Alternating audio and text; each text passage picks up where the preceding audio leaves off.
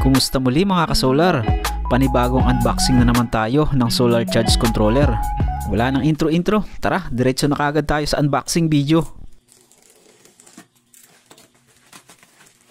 So bali ay 60 amps ang capacity nitong charge controller na ito ng baterya power. At ang pangalan nitong charge controller na ito ay Sunrock 60 amps MPPT 12 up to 48 volt system ito.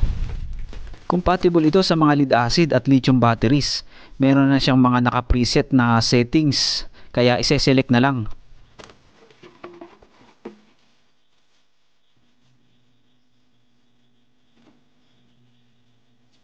At ito yung kanyang user manual.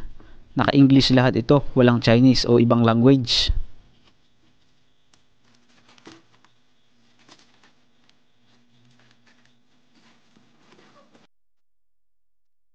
At ito na yung mismong unit.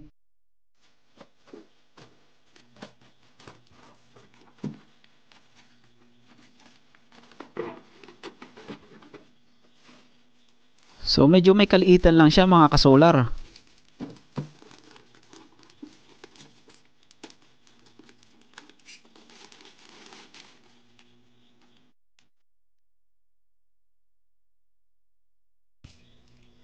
Bali ang size nitong unit na ito ay 17 cm yung kanyang lapad.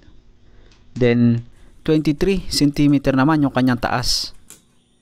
At 7 cm naman yung kanyang kapal. Meron siyang dalawang LED light indicator dito at dalawa lang yung kanyang button. Ito naman yung kanyang mga terminal port for solar panel, battery at load output. Then nandito yung kanyang specification.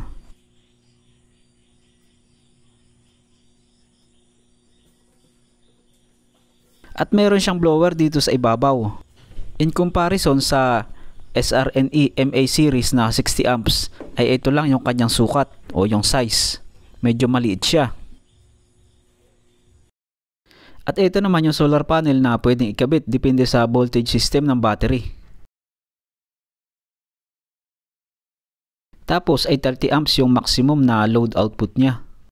At ito naman yung iba't ibang built-in protection ng unit na ito. So ikabit na natin for initial testing gamit itong LiPo4 battery. At gagamitan ko muna ng Benslab power supply substitute sa solar panel dahil masama ang panahon ngayon at palaging maulan.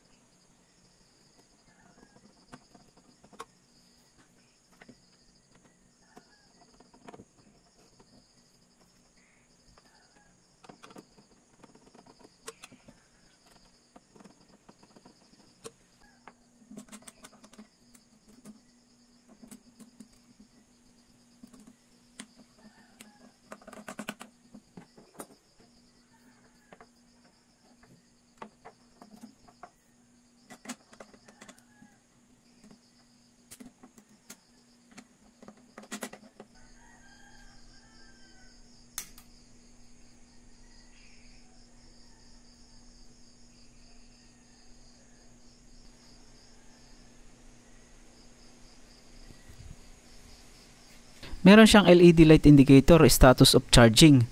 Ito naman yung kanyang display for voltage system. Yung solar panel, MPPT charging. At dito naman sa bandang taas yung status of charging niya, kung anong stage na. Then yung voltage ng solar panel. Then kapag pinindot natin itong S button ay magna-navigate siya sa iba't ibang parameter nitong charge controller na ito.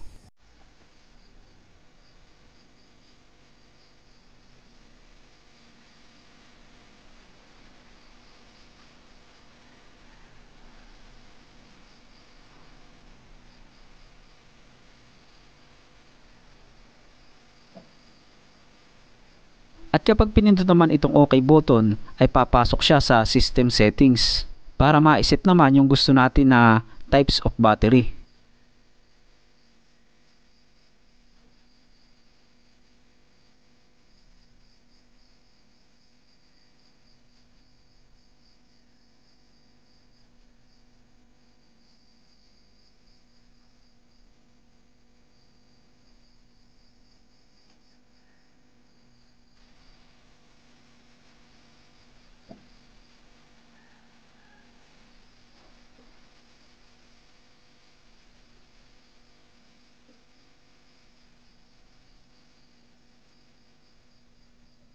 Ito yung malaking downside nito.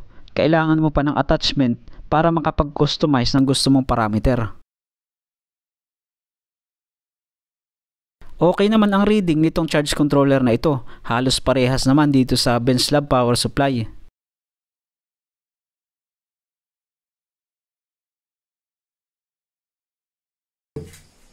So i-open natin mga kasolar para makita natin yung kanyang internal components at ang build quality nito.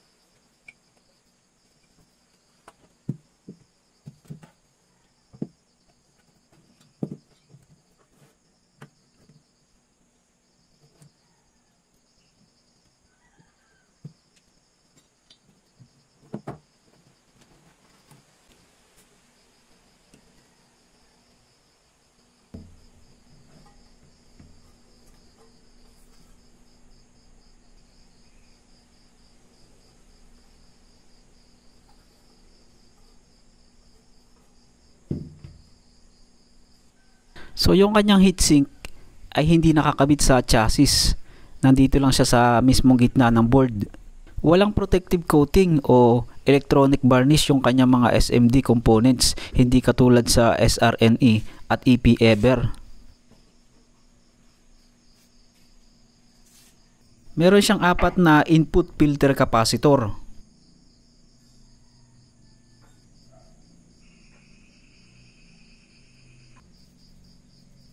Ito naman yung output filter capacitor at yung kanyang inductor coil na 2 piraso.